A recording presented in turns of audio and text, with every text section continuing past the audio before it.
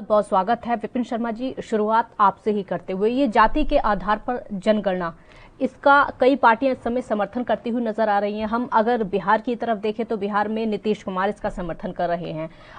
अगर हम आरजेडी को देख लें तो वो भी समर्थन करती है, यानी बिहार की सत्ता और विपक्ष दोनों पार्टियां इसका समर्थन कर रही है। इधर हम मायावती को देख लें तो वो भी इसका समर्थन करती हुई नजर आ रही है। कैसे आप इसको देख रहे हैं?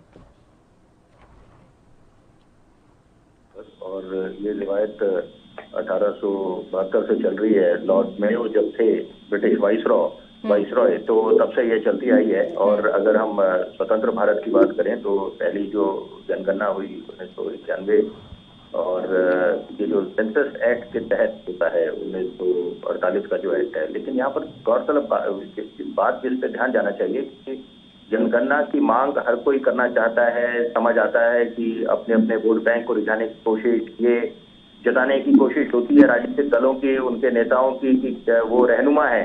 लेकिन यहाँ पर अगर मोदी सरकार की बात करें, जो कैबिनेट का विस्तार हुआ है, यहाँ पर 25 ओबीसी जो मंत्रिमंडल में उनके मंत्री शामिल हुए हैं, तो 25 इस समय ओबीसी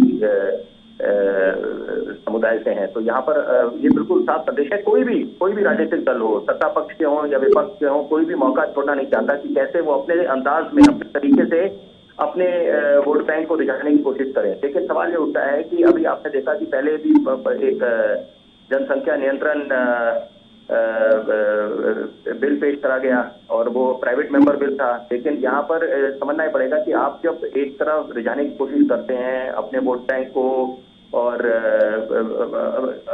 अपेक्षा ये होती है आम आदमी को कि आप विकास की बात कब करेंगे। क्योंकि अगर देखिए कि यहाँ पर हमने ये समझना 21वीं सदी है, जाति समुदाय धर्म से ऊपर उठ के विकास को तवज्जो मिलनी चाहिए। उत्तर प्रदेश के भी अगर आप चुनावों की बात करें, जो 2017 का विधानसभा का चुनाव था और 2019 का अगर उत्तर प्रदेश के संदर्भ में बात करें, लोकसभा का जो चुनाव था, तो वहां पर एक नया ट्रेंड उभर के आया जब लोगों ने जाति समुदाय धर्म उससे ऊपर उठकर अपना बेशकीमती वोट विकास को दिया। और यही होना भी चाहिए। क्योंकि यहाँ पर अगर हम ये समझें कि अभी भी हम लोग आपस में जाति धर्म समुदाय में बट के रहें, तो ये बात देखिए, इससे आप देश को कैसे आगे, जो एक प्रधानमंत्री का भी सपना है, हर एक देशवासी का सपना है कि हम अपने देश को एक सुपर पावर देखें।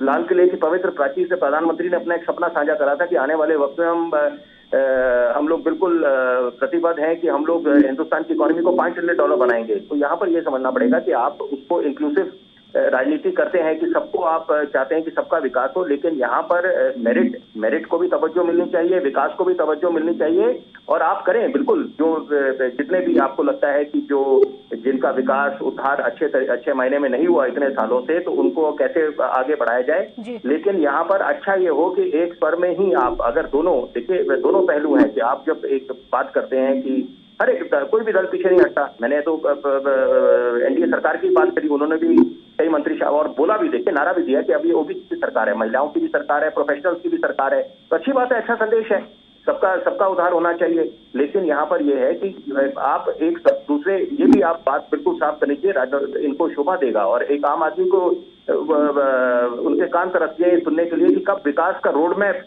वो साझा करेंगे नेता लोग। और जब चुनावी भाषणों में भी जब जाते हैं, बड़े बड़े वायदे होते हैं, संकल्प पत्र दिखा के बातें करी जाती हैं, और वो लोग क्या समझेंगे, जुमलेबाजी है सिर्फ महज कि जैसे ही परिणाम आते हैं उसके बाद अगर आपके हित में परिणाम नहीं आए तो वहां पर आप ईवीएम पे ठीकरा फोड़ना शुरू करते हैं। बहुत आसान तरीका है। तो यहाँ पर समझना पड़ेगा कि देश को अगर आपने विकास की गति को तेज करना है, देश को सही मामले में आपने एक विश्व अंतर्राष्ट्रीय पटल पे एक आगे ले जाना है, तो यहाँ पर मेरिट और विकास को तवज्जो मिलनी चाहिए। जी बिल्कुल, विकास को तवज्जो मिलनी चाहिए। इंदु